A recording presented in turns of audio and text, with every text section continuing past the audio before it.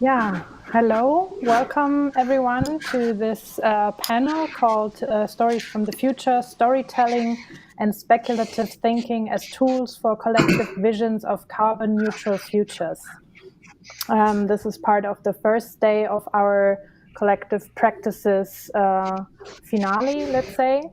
My name is Daniela Silvestrin. I'm part of the curatorial team behind the Collective Practices program that now, after 9 months of exploring forms, methods, and questions related to collectivity, is coming to an end, sadly. The title of the 3 days event is To Be Continued. And with this title, we wanted to suggest, or we think that there are still many more issues and questions left that remain to be discussed also after these months and weeks of program, and that need to be collectively negotiated also in the future. So these 3 days are meant to function as both an outro from our series, but hopefully also as a bridge to further discussions, collaborations, and exchanges between the participants and the audience, and hopefully more people to join. My guests today are Lisa Pettibone, Dylan Harris, and Lynn Ford. I had invited Lisa and Dylan to facilitate and moderate the workshop series called Stories from the Future that had been running throughout the course of the Collective Practices program. And Lynn had joined a little later, first as an invited speaker and then also as a contributor to our exhibition and publication. Lisa is an independent sustainability teacher, researcher, and writer. Dylan is an assistant professor of geography and environmental studies at the University of Colorado. And Lynn is a fourth-generation storyteller, teaching artist, and author. And the aim of the workshop that we had been organizing together was to collaborate over the course of several months in order to envision ways to a carbon-neutral future set in 10 years from now. The participants of the workshop had been invited to create artifacts from the future that would tell us now how these carbon neutral future scenarios might look like or could look like, and how we managed to get there. These artifacts were collected and presented in a virtual exhibition that we launched last Sunday. And I want to warmly invite you all to go visit it on the Collective Practices website and check out these beautiful and really diverse exhibits and stories behind them. We also created a zine, a publication that accompanied the exhibition, and you can download the digital file for free on the website. So the workshop series ended already last Sunday with the exhibition launch. But for this final event, I wanted to invite Lisa, Dylan, and Lynn again to have a conversation, not so much about the workshop itself, but more generally about methods, needs, and potentials of storytelling and speculative thinking as methods to collectively think, write, narrate about our collective futures that are yet to reach. You are also all welcome to interact and ask questions throughout the whole panel. So don't hesitate to immediately use the chat functions that we have, both on the YouTube channel and through the Telegram group that we created for the 3 days events.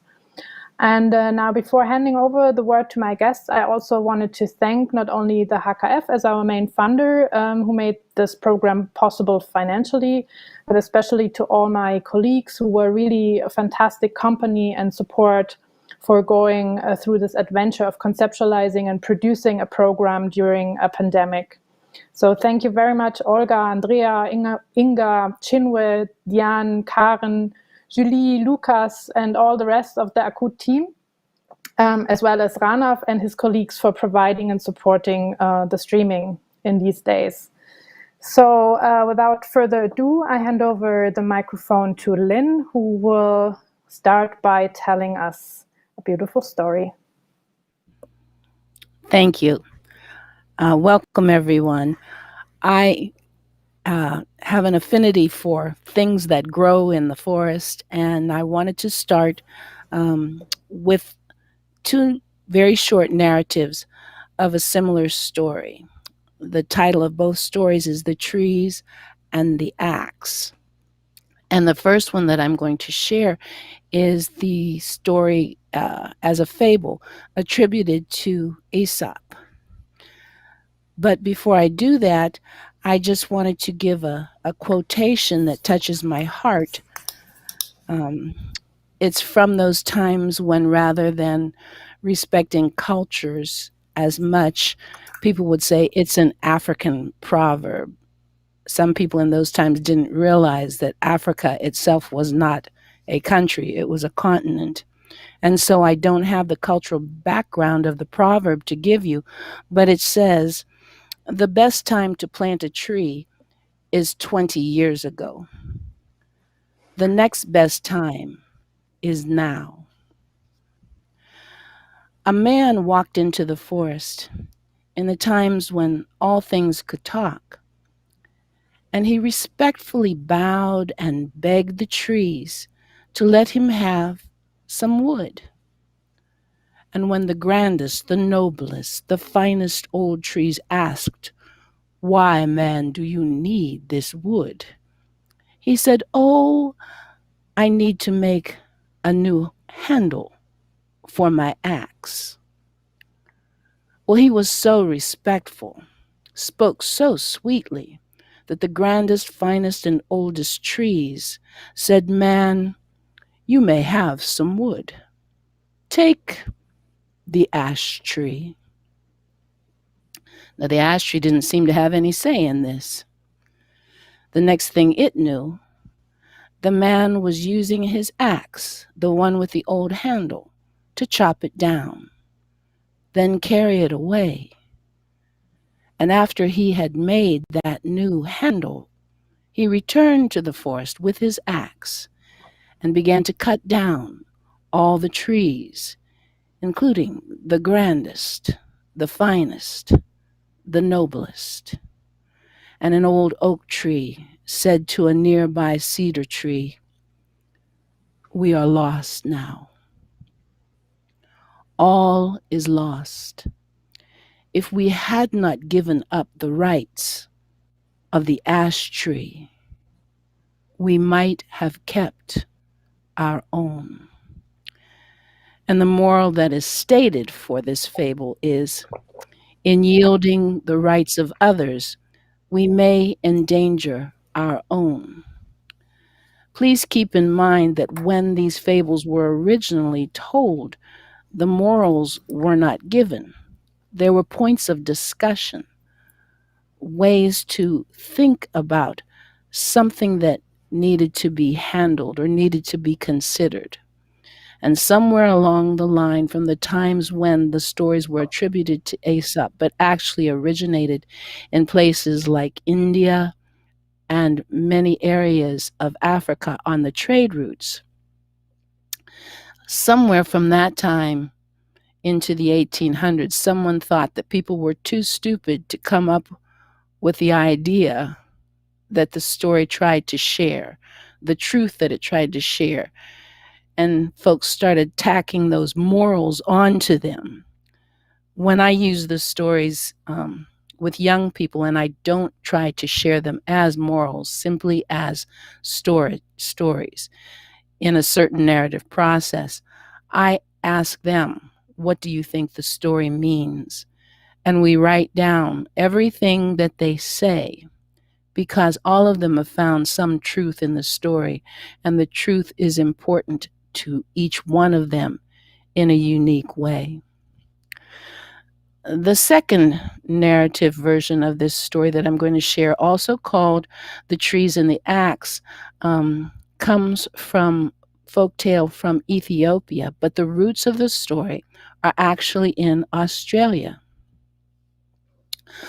One day, all the trees had a huge meeting. All the trees from around the world started to talk with one another. They said, "We're in trouble. We have a common enemy. It is the axe. We used to live in peace. We used to have no problems, and now axes come into the forest and cut us down and were never seen again. What should we do? And while all the trees began to discuss, then debate, then argue about what to do, one tree stood and watched and listened and waited. And finally, the trees said to one another, "The thing we should do is kill the axe. Yes, that's what we must do. We must kill the axe. Now, how will we do it?" And as all the trees discussed and debated and argued about how to kill the axe, that one tree watched and listened and waited until finally he heard the trees say, "We can't kill the axe. Compared to its power, we are too weak. We don't know what we can do. We cannot get rid of the axe. We can't kill it. We can't destroy it. What will we do?" And that's when that tree, the eucalyptus tree, spoke.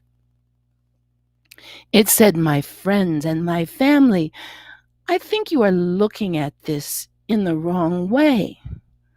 Think about the axe. Think about its handle. The handle is made of wood.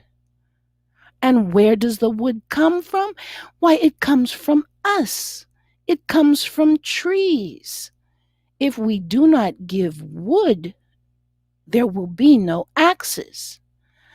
Now, I have always been one to watch and learn, and I see that every axe handle is bent a bit.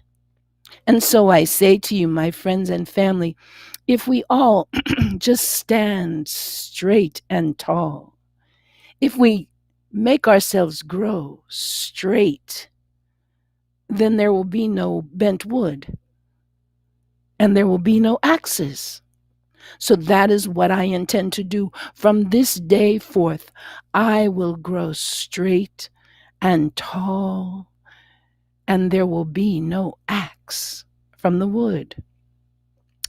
Then the eucalyptus looked at all the other trees, expecting them to nod and agree, but the trees were looking at him in strange ways. I don't know how a tree looks at another tree, but I know how people look at one another when they disagree or are confused. The trees said, "Now, why would we want to do that? This is the way we have always been. This is the way we have always grown. We are a little bent, and some of us cower just a bit, and that is the way we are. We are not going to worry about trying to grow straight and tall. We will just do what we have always done." And that is what they did. Some cowered, some bent, except for the eucalyptus tree, who kept his word and grew, standing straight and tall and strong. The problem was that others did not see this as a way to do things, and axes continued to be made. And to this day, axes still cut down the trees, including the eucalyptus tree. Now, those are the two stories that I wanted to share. A little food for thought. But that second one has a bit more background. The eucalyptus trees were imported from Australia to Ethiopia in 1895 by the Emperor Menelik II, who wanted something that was quick growing and could provide what was needed, because in Ethiopia there was a lack of wood. The eucalyptus tree is quick growing. It also can stand in moisture stress. It's insect resistant, and some are fire resistant. And if they're planted in the proper places in the marshlands, they can help to drain a marsh Thus, they become a way to prevent malaria. But so many were brought and so many were planted and so many still grow in plantations that there were problems, of course. The eucalyptus tree drains the waters from other plants that might be growing. And it's non native, so it provides no habitat and no food for the native wildlife. And so other trees were brought in because there was still a lack of wood. And now in northern Ethiopia, less than 5% of the trees are native plants. Still, the eucalyptus tree is grown because it provides a profit, money, a way for farmers to survive. And it is used for furniture and wood, for homes and other constructions to this very day. But the story that I shared gives you some food for thought, not just about the eucalyptus tree, but about what we do with tools like axes. And the first one, well, it's one of those stories that can also be used for political purposes, because if you think about it, it talks about the rights of others being taken from them, and how if we don't stand for others, we may not stand ourselves. So those were the two stories that I thought I'd share with you right now. And I hope that you gain some food for thought from them.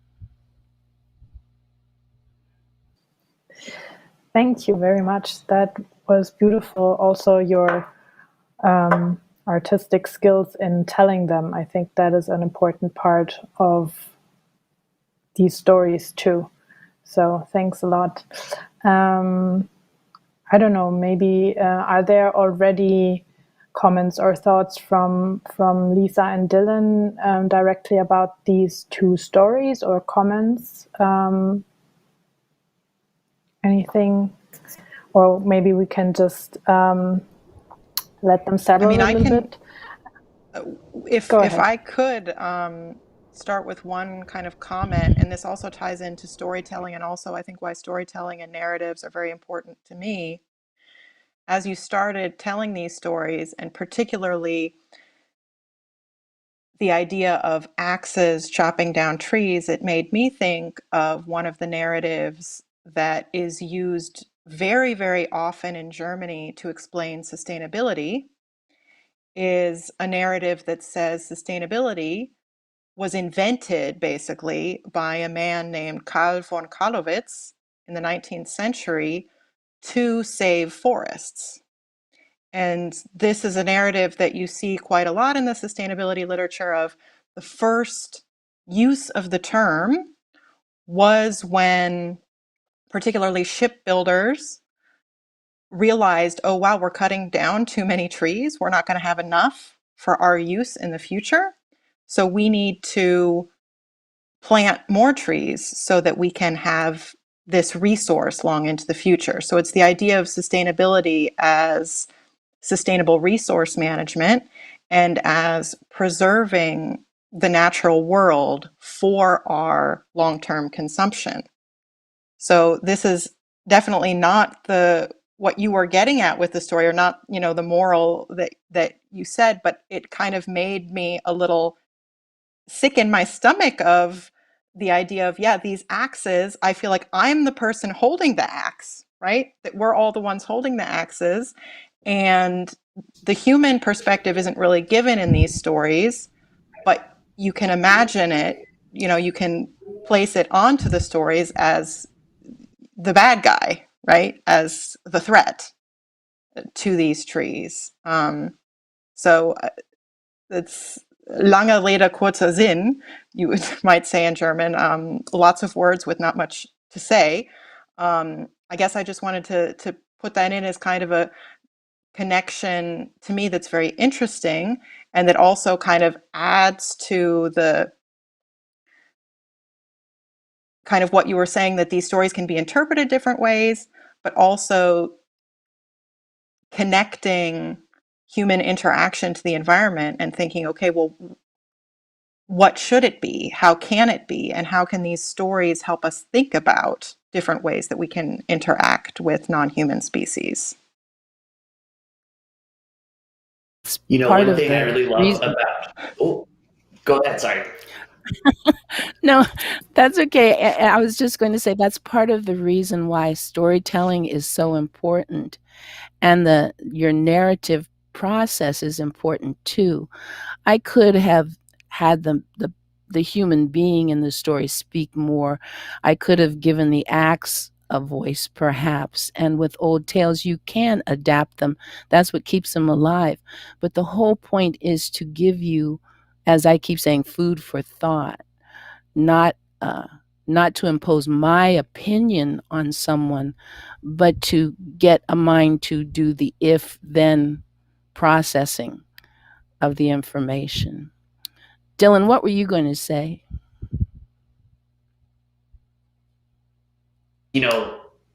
As someone who studies storytelling and specifically I study storytelling and climate change, I often think about the future. And of course, in this workshop, we've talked a lot about speculating. And the reason I originally asked Lynn to be involved is in part because I've learned so much from her work with regards to thinking about storytelling in general, but also its role in instigating, I would say, speculation. Not all stories have to have a really clear ending. And I think the ambiguity of the ending of the second story really lends itself, and I think this conversation really lends itself to us thinking, right? Lisa picked up, again, some food for thought that made her think about sustainability in Germany. Of course, my brain automatically goes to climate change in a lot of ways. And what I really appreciate, again, about this approach to storytelling is that, as Lynn was just saying, there's no sort of prescriptive ending. There's nothing you have to get from that. Instead, there's this if-then process of figuring it out for yourself or figuring it out collectively, right? We can have a conversation and think collectively about what that might mean. And I think that lets us move towards conclusions we wouldn't otherwise have if we were told what to think, right? And I think with something as complex as climate change or carbon neutrality, which is where we started with this project in particular, or sustainability, or any of these ambiguous, difficult, complex, dynamic ideas, I really appreciate storytelling as a method because, again, it doesn't necessarily tell you what you have to think. It allows you the space to come to terms with it yourself, right? And I think that that's so important. And it's been a big part of our process in this group as well. Maybe I can jump in here with a first question, because or one of the things that we at some point didn't discuss that much anymore in the workshop because we were focused on specific subject or projects and artifacts that were being created. But in more general terms, what are other tools and methods and important ways of creating such stories that you want to keep open enough for people to have enough food for thought, but without steering them or giving them the conclusion already? I think the first story was an example of that, but I don't use moral tales with anyone. I would much prefer to give the story and let people come up with their own conclusion. So one of my strategies when we're doing creative writing is to give material that brings into the mind a lot of possibilities and encourage people, particularly the younger ones, to come up with their own visual imagery, their own dialogue between characters, their own outcomes from what happens. Again, that's that if then kind of thinking. I think for me, the strategy is to get them to talk. And from the talk can come other story. So that's one of my own personal ways of looking at the stories that I share. I also think that if there's a touch of humor, it opens the mind to enlightenment in a much easier fashion than if I try to shake the finger or point out something in some assertive kind of way. That just turns people off. But if I get them to kind of chuckle as they're thinking about it, I think it keeps the mind and the heart open. Lisa and Dylan, Yeah. I mean, you both are teachers as well. How do you use and apply methods or storytelling in your teaching and with your students?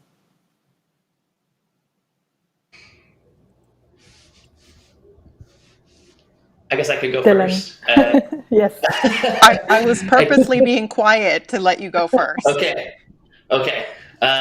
Yeah, I mean, for me, and I mentioned this, if anyone's actually watching this who tuned in last to our kind of final exhibit last Sunday, I'm really taken by this concept of negative capabilities. And I feel like I talk about it so much in almost every presentation I give. It's certainly a big part of my teaching, but it's this idea that was developed, I guess, in part by John Keats, the poet. But it's the idea that you can hold two opposing viewpoints in your mind and not resolve them, and that act is actually the mark of a true genius, right? So when I say not resolve them, right, we can say, let's take, I guess, climate change for an example. You can believe in it or you cannot believe in it, right? And oftentimes, especially with the news we watch, the stories we consume daily, we're taught to resolve that, right? You're supposed to identify with one side or the other, and that sort of informs your personality, your way of being in the world. And what I like to do with my teaching, with my students, and how I incorporate storytelling is to purposely give both sides, to ask my students not to resolve that to their own standards, but to sit uncomfortably perhaps with, again, this ambiguity of both sides. And it could be the case that you think, one side is definitely wrong, and you could 100% disagree with it. And perhaps, given some of the things going on in the world, we should disagree with it. But regardless, our job is to think, at least to feel at some level, both of those sides and to sort of toe the line. And I think storytelling helps us, again, to not necessarily resolve things constantly for ourselves. At least that's how I approach it. And again, in my teaching, often I try to do that. I try to give both perspectives of issues. I try to not necessarily tell students, again, not trying to wag my finger, but to tell them to really sit uncomfortably with that. And I think that's a generative space to write from, to think from, to speak from. I think it's really confusing for people because, again, we're in this country, in the United States at least, again, in the background, there's an inauguration happening. You could probably hear it still. So often we're trained to think this is the right way, that's not. But again, sitting uncomfortably in the middle, I think sometimes helps to generate generative thoughts, I should say. Again, I want to make sure I'm not saying that both sides are right or that we should support both sides. I'm not never trying to say that, just that both sides do exist, whether we like it or not. And sometimes it's important to sit uncomfortably with that. And again, I think storytelling is really helpful for that. Clear at the end, because I think it would be, I start a lot of my classes that I say, we're not going to debate climate change, whether it's real or not. Climate change is real. It exists. You can see it outside.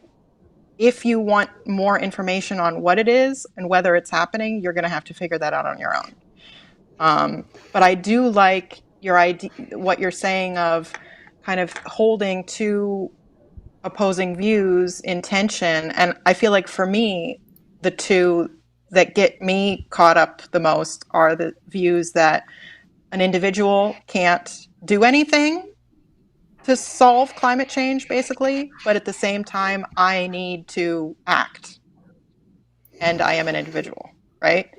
So that is a tension that is, for me, very difficult, motivating, demotivating. Every day, it's kind of something that's in my mind. And I think with my students, one thing that I've had a lot of success with, I don't know if this is kind of a Keatsian negative capabilities, but I force them to choose between ecological modernization and degrowth as two ways to solve the climate crisis. One is basically technology will save us. We need to grow, get rich, and build a lot of cool tech, hydrogen cars, solar panels, et cetera. And then the other is saying growth is actually the problem. We need to be smaller. We need to be more humble, and we need to do less and create less. So kind of technology is the problem. And what I found, I mean, I have a very strong position on this spectrum, but what I found is that most of my students, they find, oh no, I like some things from both of these. And in terms of methods, one thing that I found very interesting, I mean, when I talk to my students, I would say every semester, at least one of them kind of comes up to me at a certain point and says, Lisa, you've basically said that the world is going to hell in a handbasket. We've learned every week or every session another reason why. Why are you not incredibly depressed? Like, why shouldn't we be incredibly depressed? And that's where I think storytelling comes in the most, in my practice at least, is the idea of we need to change fundamentally, dramatically, quickly. How can we imagine those changes? How can we imagine making those changes? And how can we imagine our lives and the lives of those around us and the people we care about and, you know, the plants and animals around us being better off because of those changes? Because without these stories, there's really no reason to do any of these things, to, you know, get out of bed and think about climate change and think, okay, well, I'm going to do something today, you know, because there's always Netflix, there's always Instagram, there's always, you know, whatever it is that you can do today that doesn't make a difference for tomorrow. And sorry, that was again a bit of a ramble. Not at all. Actually, that reminds me of a podcast series that I listened to before we started I accidentally came across it right before the beginning of our workshop, and I think I've mentioned it several times because it stuck with me so much. It's called Forest 404, and it is a short series of 9 episodes or something like that, where a journalist and an artist work together using a lot of sound materials, field recordings, and other snippets of in sound environments to create that story that is set in the far future, where there's no nature or natural life left. So there's no ecosystems anymore. There's no animals, no plants, nothing. And there's this protagonist who listens to, whose job it is to go through archives of sound files that are left from the past, and to actually decide whether to preserve them or to just discard them. And she comes across these sounds of rainforests and birds singing and frogs, and has no reference whatsoever of what these sounds are. So she has never seen a frog or a bird or even a tree. And she's totally fascinated and cannot stop thinking about these things and wants to find out. And so the whole story evolves around this protagonist realizing what has gone lost and what has has disappeared from the planet. And so for me it was a lot about loss and grief, because there was no way of restoring nature, so that was not part of the story. But it was so beautiful to listen to these sound snippets that in the end, despite of the sadness of the story, it gave me a lot of kind of motivation, and as I continued telling about it, it stuck with me a lot. And I started to think about what is the role of hope versus darkness in stories. What is utopian versus dystopian and post-apocalyptic.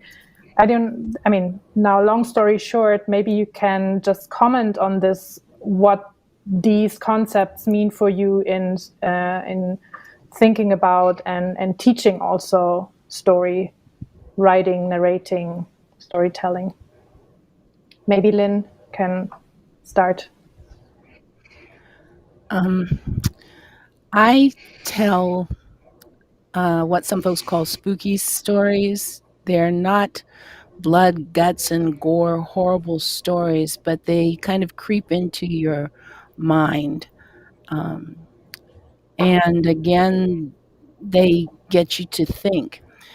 In these stories, there is a great deal of darkness, but I'm not afraid of the dark myself. I think within the dark, we can find some light. And that's the whole point. Within that darkness, we have the option of either dwelling in the darkness, and there will still be some changes in the light there, or finding our way through the darkness to the light. And those are the kind of stories like that that I like to share. I feel like the past year for everyone has been a dystopian experience. But within that, life is still going on with all the negative aspects of some things. And in the inauguration that Dylan and I are kind of peeking at from every now and then, there is hope and there's light coming after an immediate moment of great and severe darkness, a storm, if you will, a dark storm. And so I think that's what storytelling can do. But the storyteller or narrator has the important job of considering what the outcome of sharing that story in that manner is going to be. I think we have a responsibility not to depress everyone. If they get angry, well, that's a part of their emotions, but not to deliberately make everyone feel badly. To give them that path. Do you want the path of needles or the path of pins? They're both prickly, but at the end of the path, what will someone find? So, yeah, I've told some dark and spooky stories even in these pandemic times, but watching people on screen because I couldn't be around them and seeing them smile or nod or even laugh within the stories lets me know that I'm sharing in a responsible way and giving them some of their own options for coming toward the light. Yeah. Lisa, I know that you have been a big promoter also of positivity and rather telling hopeful stories than dystopian ones. But maybe you can elaborate on this a little more. Yeah, I'm a utopian, and I think that's maybe much to my own personal downfall and detriment. And when I teach, I've taught several classes where the final project was you had to write a short story in which a sustainability problem that you had done research on was resolved. And so the idea was you're supposed to write a kind of mini utopia. And I've done this several times, and every single time I would have at least a third of my students would not be able to do it. And they would come up to me and they would say, please, may I write a dystopian story? And I really wanted to tell them, I started and I said, you need to try, because if you can't write a utopia, how are we going to change anything? And I think taking a step back, this is what makes storytelling so important for me as kind of a sustainability geek and a sustainability advocate, is I think stories can help us understand the changes to be made and how we can make them. Because one of the things about problems like climate change and biodiversity loss and all of the problems of unsustainability is there's not one right way to resolve them, right? I mean, even if we want to break it down to the simplest thing of my personal carbon footprint, right? I mean, I can get to carbon neutral in a million different ways, which means Germany can get to carbon neutral in a trillion different ways. So what is that powerful story that makes you want to get to the end game that we kind of, well, I want to say we all agree that we need to get to, but that's also part of the problem, right? Is we don't all agree that that there is a climate crisis. We don't all agree that there's a biodiversity crisis that's even worse than the climate crisis, that gets even less airtime. But I think this is maybe, here, I'll say two things. First, I think utopias and positive visions are critically, critically important for narratives of climate action and sustainability action, because we need to understand a positive future and have a vision of a place we want to go. And I don't see that that is happening to the extent that is necessary.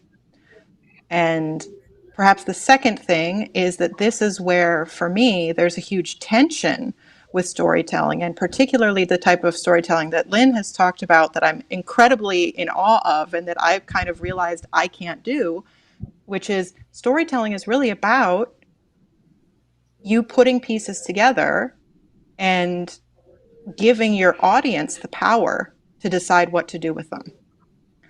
And for a sustainability advocate like me, I want to tell you what to do, right? I want you to hear my story and decide, oh, okay, I have to sell my car. I have to move into a tiny apartment. Oh, I have to take to the street, et cetera, right? And storytelling as a method, it really requires the storyteller to abdicate power, right? To say the listener now has power to interpret the story and to act or not act. And that for me is very, very difficult. But something that I find fascinating and obviously part of storytelling. Dylan, how do you work with the tension between hope or utopia and dystopia? Yeah, no, of course I want to put some things in tension here, as I do, and to say two things. So on the one hand, I think in my experience and sort of interviewing folks, and tuning into large programs from places like the National Science Foundation in the United States or NASA, who are also really keen to use storytelling to communicate more effectively about climate change, for example, or any other environmental issue, their desire to use storytelling stems from a place of almost making something really difficult, hard, and awful, like climate change, easy to understand. And I think in some ways that domesticates it. I think there's a desire to take the edge off of the dystopia through storytelling by these large organizations. And of course, I can see that as a good thing on the one hand. But on the other hand, I think it's really important to lean into how difficult these issues are. I don't necessarily have a desire in my work to make climate change any less awful than it is, but rather to give students or folks I talk to ways of appreciating it, understanding it, and again, leaning into it that isn't disarming, but that's honest, right? So I think the tension between dystopia and utopia is really important in how we communicate about these issues. The other thing I want to say is that I think we're predisposed to disaster. I think kind of collectively across the globe, our imaginations are really damaged. I think we're living through sort of, one can hope, the last vestiges of late stage neoliberal capitalism. And I think we're all predisposed to feel like our individual lives are both responsible for what's going on around us and also ineffective in light of it. And I think disaster stories really speak to us because that's how we feel all the time. And I think on the other hand of what I was saying earlier, dystopian tales make sense to folks because we're all implicated in this disaster. And I think on that token, it's really important to think and prefigure about a future that is more hopeful, right? But an honest hopeful, right? I like to think of hope and qualify hope from several perspectives, but in particular, in sort of the queer theory world, hope isn't always in something necessarily better. It's in something different.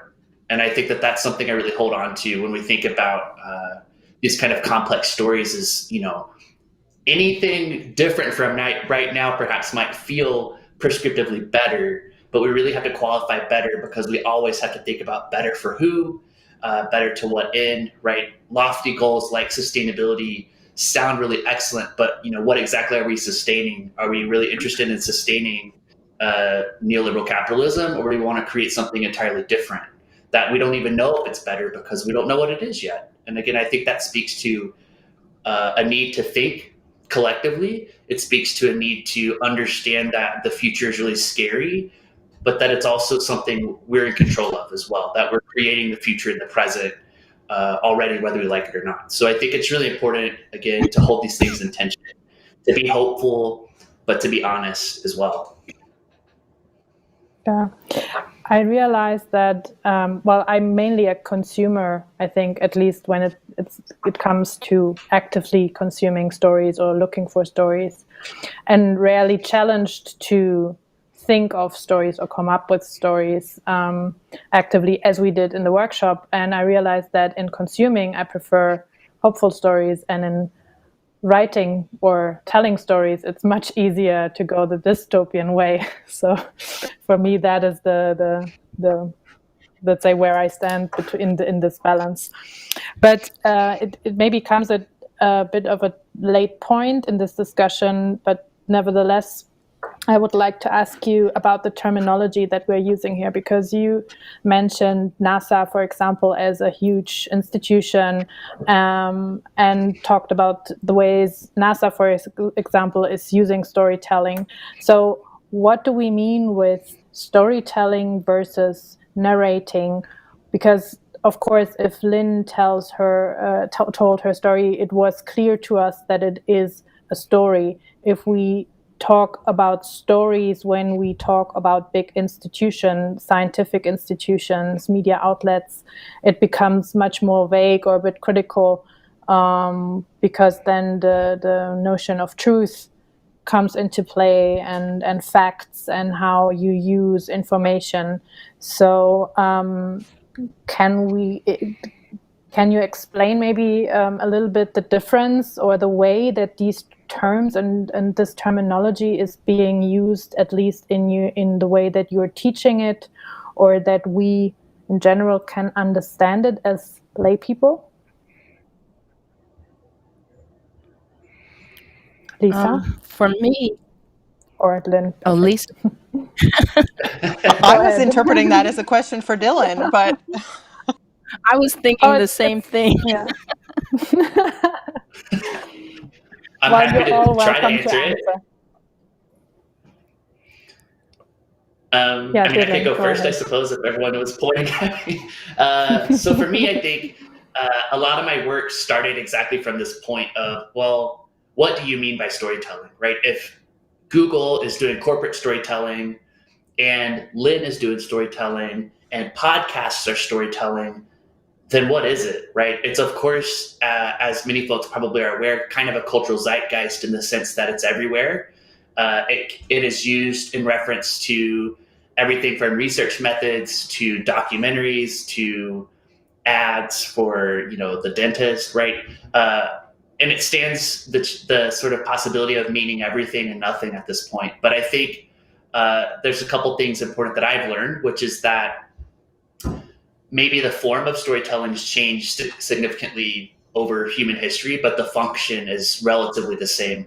And that, to me, storytelling effectively means it's a way of making sense and meaning in the world, right? It's almost an ontological perspective, right? It's something that transcends whatever form it takes, but ultimately it's how we make sense of the world. And I think following along with that, it becomes a really important space of politics, right? How we make meaning to ourselves, to one another, what we consume, why we consume it. And kind of in a cultural sense too, it's interesting to note that in this world we live in at the moment, storytelling is often associated with personal storytelling, personal tales. People think of The Moth or StoryCorps or these other sort of popular programs that focus on the individual story, which I think is really interesting, but also a note of, again, where we are politically, which is in this kind of hyper-individuated space. So that serves a function, right? It makes sense of the world we live in. It makes sense of the sort of political atmosphere we exist in. But I think, again, the function's still there to change it as well. So to me, storytelling is a very abstract way of saying meaning making and sense making. Again, it's almost like an ontological question, which is perhaps a very academic way of speaking about it, but that's sort of where I've landed because I think podcasting and personal stories and Google, they're all doing storytelling work. It's just different forms. Lynn, I interrupted you earlier. Oh, that was all right. I wanted to hear what Dylan had to say too. I agreed with Lisa on that. For me, go ahead, Lisa. Well, I was going to say, because I feel like I come from the complete other end of the spectrum on this, and I was wondering, I'd be curious what Lynn and Dylan, what you have to say to this thought. So I came into storytelling through discourse theory, and that's kind of big in political science, and it's more of the idea of kind of, well, here, I'll use the metaphor of water. So discourse is kind of the sea, and then you have narratives, which are kind of rivers flowing into the sea, and then storytelling and stories would maybe be streams flowing into the river, is how I would understand it. And so I think this is how I got into storytelling, because I saw in analyzing political discourses, which are basically, how Germans understand sustainability, right? And how German politicians define sustainability would be one example of the discourse would be, you could see it through the nightly news, through newspaper articles, through political speeches, but also through all the things Dylan's talking about. And that each of those are narratives and stories that flow in to create a discourse. And if you have kind of only stories that are all saying the same thing, then it's going to create a discourse that says that as well, right? So to a certain extent, storytelling is individuals trying to shift the larger story in the sense of the discourse. So, I mean, that, again, going back to, my goal of, creating some more action to sustainability, it's, okay, well, can we get into the stream and push out more water into the sea that's telling different stories or telling stories in a different way? So that would be my understanding. I'm seeing Lynn nod, so I would love to hear, Lynn, if that makes sense to you, if that sounds like something you would agree with. Yeah, I can see that. From my storytelling life, I look at story as the underlying truth that upon which people can agree. And the narrative itself, I look at that in the adjectival framework of being the way you tell it. Which events do you choose to include in it? What order do you want to put them in? It can make all the difference in the world to how people connect to that underlying truth that is the story. It's kind of the process or form or style that shares that underlying truth. That's why people can say that stories are true even if they're not real, even if they're not what really happened. And I think getting into the broader arena of what you're saying, that broader form of water, Lisa, I think the approach to it, those rivers and streams, I think I agree with you on that. And if I could just add one really quick note, is just to say that I think storytelling is very complex. In English in particular, as a matter of semantics, I know in my research with indigenous storytellers in Northern Alaska, in Inupiat, there's like 5 words for story, and they all, I guess, translate as story in English, but it's also a matter of semantics. I think it does mean lots of things to lots of people, which makes it such a sort of perplexing and interesting topic.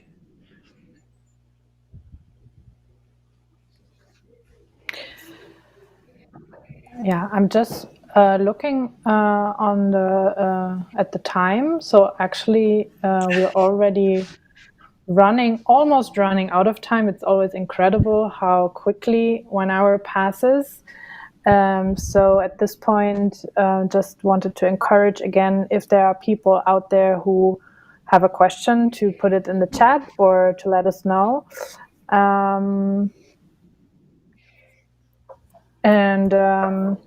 Yeah, I mean, there's. I think the image that you created was really nice, Lisa, and I think I could really relate to how things are connected through that image, and how stories and storytelling contribute to a larger imagery and imaginary of the current world, probably. And of course, today it's a lot is mediated through social media platforms, through news outlets, through television, etc. And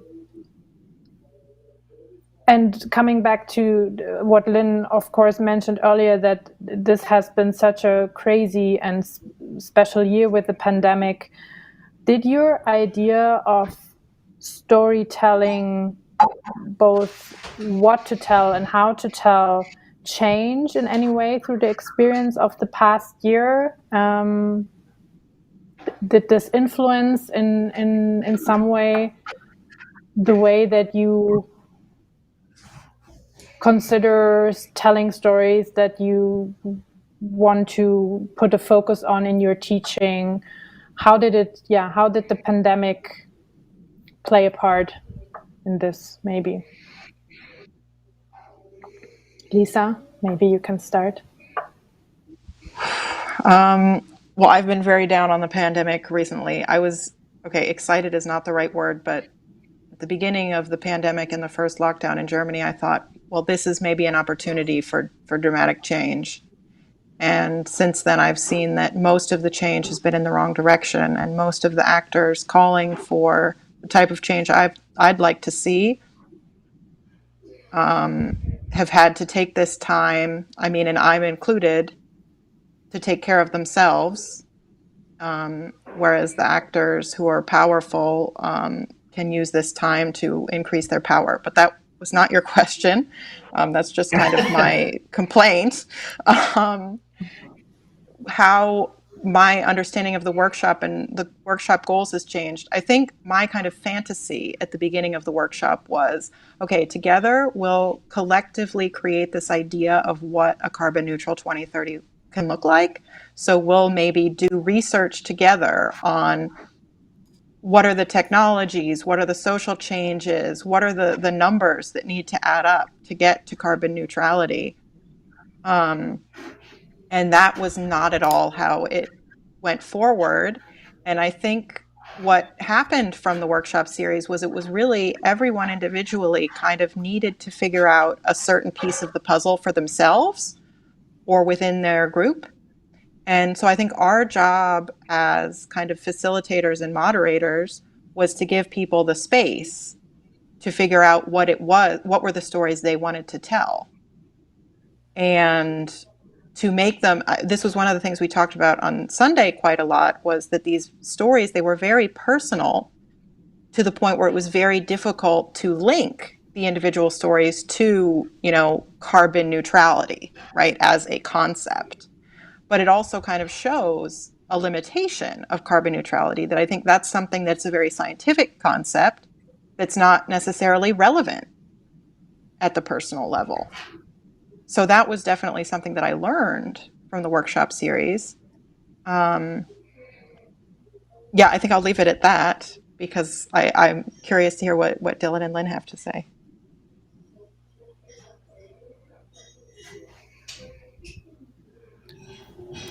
Well, for me, working in a pandemic, for example, I'll be working with teenagers this Friday. And usually we're very interactive when we get together. There's a sense of physical connection, and you don't have that necessarily when you're looking at a screen. And so I've added to my storytelling, story sharing skills as part of that narrative process, ways to get them to feel that they are interacting with one another, that they're not in a box, that they are all together, and build that community so they forget about being in those little boxes and feel like they're really working and playing together, in order to share their personal stories. That's their project.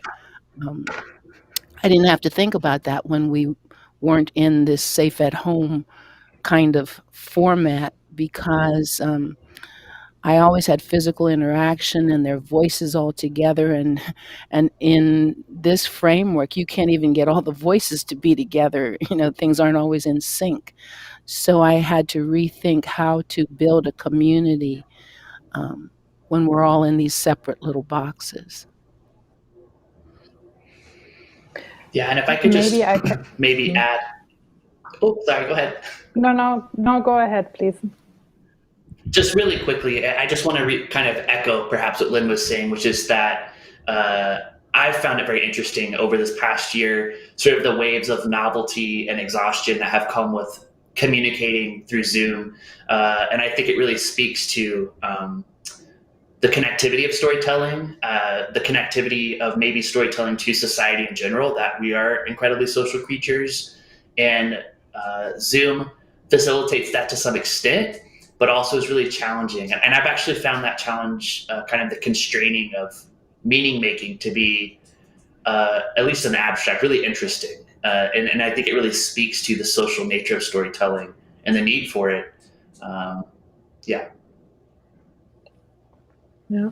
Maybe I just wanted to add to, because maybe my question, the way that I put it, was a bit abstract. So the background thought was a recent experience I had with a friend who completely kind of, for me, unexplainably started believing and following a lot of these conspiracy theories. And so my idea in asking you what the pandemic changed was this incredible way of like how it divided society sometimes, the ways that some people manage to tell completely different stories, and probably because we're all at home and all kind of in our bubbles and caught in the algorithmic filters that we created for ourselves. But yeah, I don't know, like this way of how certain stories got so strong, and had obviously no ground, or kind of mix up things, don't explain things, was really worrying me and kind of disturbing for me. And I remember that, Dylan, in our exhibition launch, you used a short term or phrase that said, telling stories as truth without fact. And maybe you can explain again where this quote or this expression comes from. But I remember that back then I was wondering how this can work in times like these, where we are kind of bombarded with conspiracy theories and weird theories that only work because they proclaim truth without fact. So how to balance these things? Yeah, I think that's a really excellent and necessary question. I think in the context of crisis, people especially seek meaning. I think that really points to storytelling as almost a terrain of political struggle. I think, in my mind, kind of back to Lisa's point of discourse being the ocean, I think storytelling is almost, again, an ontology, right? It's a way of understanding the world entirely. Uh, and it's how we make truth. And I think at some level, right, in the context of these multiple competing crises, people are really drawn to um, emotional responses. They want to see themselves reflected. They want to see the world made sense to them. They want to resolve the tensions that are created by crisis in a lot of ways. And I think that you see this polarization as a very clear example.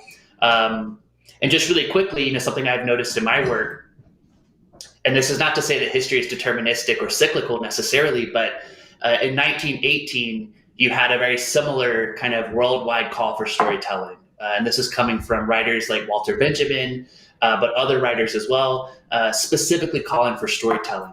Fast forward another 50 years. Okay, so 1918 was after World War I, Great Depression, there's lots going on.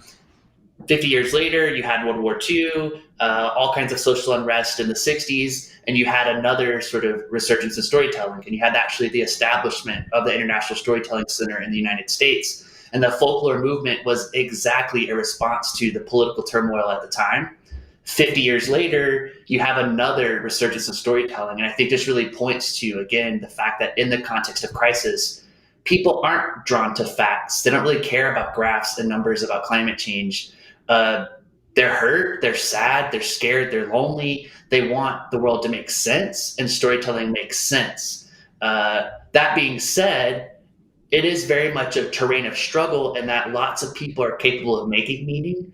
Lots of people are better at telling stories than others. And I think in the kind of the climate science world, for example, there's been so much an emphasis on objectivity and sticking with the facts, that people who tell more compelling stories, like Donald Trump, people resonate with that, right? So I think there's a need to be better storytellers and to understand that storytelling across the board is a political act. It's a way of making sense. It's a way of communicating truth, whatever that means to you, without necessarily fact. But then again, that's dangerous, right? It's a terrain of struggle for sure. And I think maybe just to jump in quickly, that's kind of why I came in my research first to discourse. I mean, when I started my PhD research, it was on sustainability indicators in cities. And sustainability indicators are numbers that are really trying to put facts to sustainability. So things like miles of bike lanes in a city, number of salmon in the river. And what I learned very quickly is that politicians use sustainability indicators basically exclusively to advance their own narratives, and narratives that they had before these sustainability indicators. So the facts themselves that are created by these numbers don't change the meaning or the stories that people had before. They're just kind of more evidence to use to advance that meaning to others, or to explain why they're doing what they would have done otherwise. So I think that Dylan really hit on an important point, that there's facts, I think, only lead to truth if they have meaning in themselves. That facts don't necessarily mean anything. They're not necessarily relevant in and of themselves. And maybe that's kind of the challenge as well of storytelling, is as well to maybe have facts like the facts of climate change to make them meaningful. Maybe that's part of the mission as well, to say this is why these numbers are important to us, or should be important. Yeah, you can shuffle the order of the events. You can shuffle the details of those things taken as facts. You can choose which parts of the story you want to tell.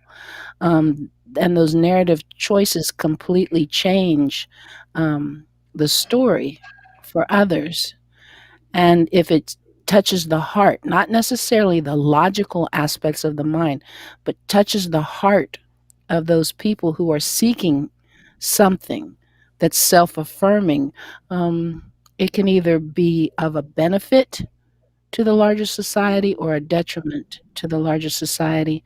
And right now we're experiencing in our country the detriment of the way the narrative was put together.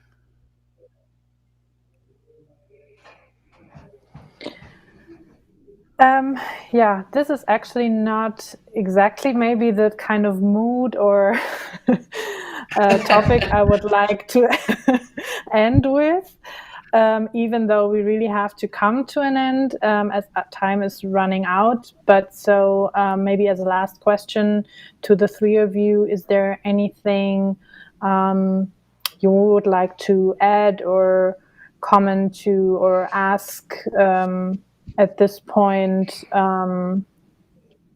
Lisa? Well, maybe if I can ask a question of all three of you, would be, what is one thing you would like to see, one story you would like to tell about the future that you would like to see?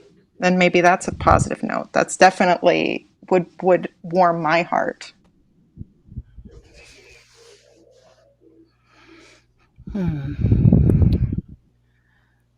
I think I've already seen the story that I'd like to see that gives me hope, and it's two little boys of different cultures running toward one another freely and embracing, and then running down the street together. It's a little video. And when I think about that, um, their innocence, their joy just to be with one another, the fact that they're running down a street together, um, for me, that's hope. And that's what I'd want for my great grandbabies and for everybody's children, as well as for us.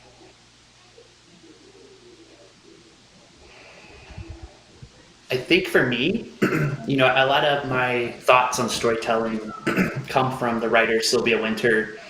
And in her writing, she talks about sort of how the main narrative, the main story arc of kind of the global world at the moment is sort of a Western perspective, liberal perspective, but that can change and that there's other stories to lean into. And I think that that's a really important thing to keep in mind, that the world can change, and that what she considers genres of being human really speaks to this idea that we can change what it means to be alive, to exist, and to welcome other ways of being in general that really challenge and upend some of the crises we're facing right now. So I think that's a really abstract answer to your question, but I think just the notion that we can change our genres of humanity is a really important thing to keep in mind, that we're not set this way. We've only been around for a relatively short amount of time, all things considered. And Lisa, I always say to myself, and I think I said this when we were together on Sunday, my morning mantra is the words of Maya Angelou: "This is a wonderful day. I've never seen this one before." I think it takes hope just to say that. Yeah, I need to start using that. Write a new story, a hopeful story every day again. Yes. Okay. I guess we really have to end now, unfortunately, even though there's so many things to discuss and exchange still, but I hope we will continue anyways, and hopefully also with others in the chat and in the ways that they can engage with us via email or anything. For now, I just wanted to say thank you so much for joining me, also for this final event, and for bringing stories and inspiration and your knowledge and backgrounds into this. And I hope we meet again and continue the work and exchange. And for now, I want to invite everyone, you all, but also the audience, to continue joining us also still tonight and the next 2 days with a lot of other inspiring participants and topics. So thanks a lot, and see you all in the future. Thank you, everybody. It's great talking to you. Yeah. Yep.